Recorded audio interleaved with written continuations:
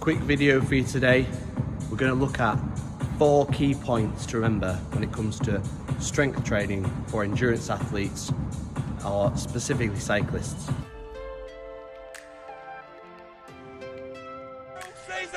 Oh God! Danny, stay on your bike!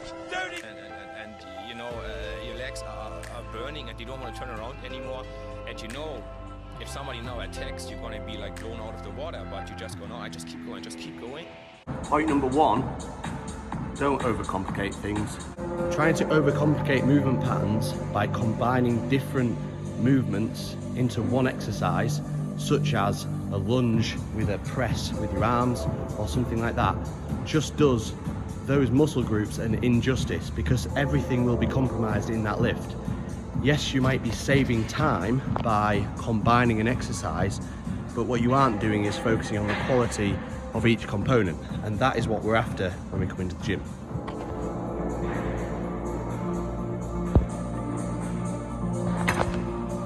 Point number 2, don't faff around with isometric exercises such as the leg extension, such as a bicep curl, such as a tricep extension. Isometric exercises are where you're just using one muscle or one muscle group at a time. Instead, you should use your time more efficiently and effectively by using big, heavy compound lifts which use multiple joints and multiple muscle groups at the same time. They are what's going to give you the biggest hormonal stimuli, they are what's going to give you the biggest strength stimuli and the biggest impact on your performance when it comes to on the bike.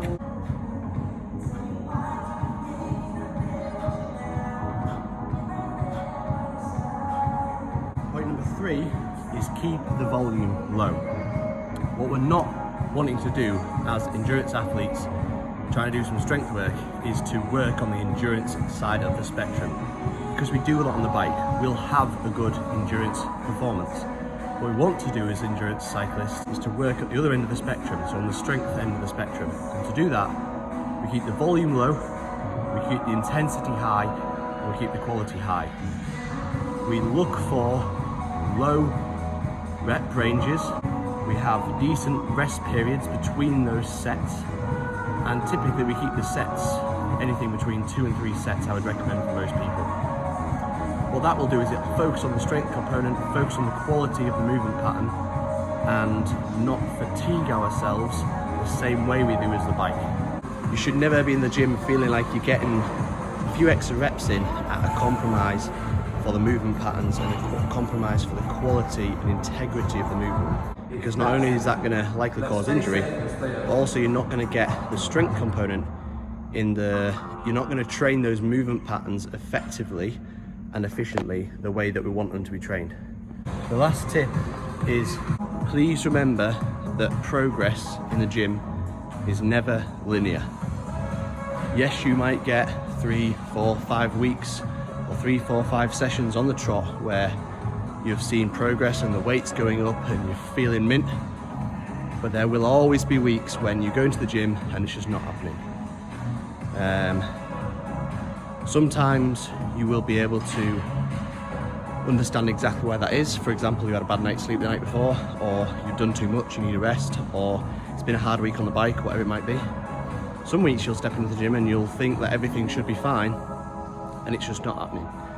But you need to allow that to happen, because it's very likely that if you don't feel good, then there's a reason that your body's telling you you probably shouldn't push it today. And there might actually be something going on in the background that you don't know about. So for example, your immune system's trying to fight off an illness and you need to allow that recovery to happen. Give yourself a week off, give yourself a few days off from the gym, and then try again when you're feeling better, and see if you can progress then. But yeah, progress is never linear. Allow for those periods where you're actually going to go maintenance or downhill, and then as long as the general kind of the general consensus that you're going up, and that's it. That's all for today. A few key points to remember, because I know that a lot of people are making those mistakes. Thank you for watching. See you again next time.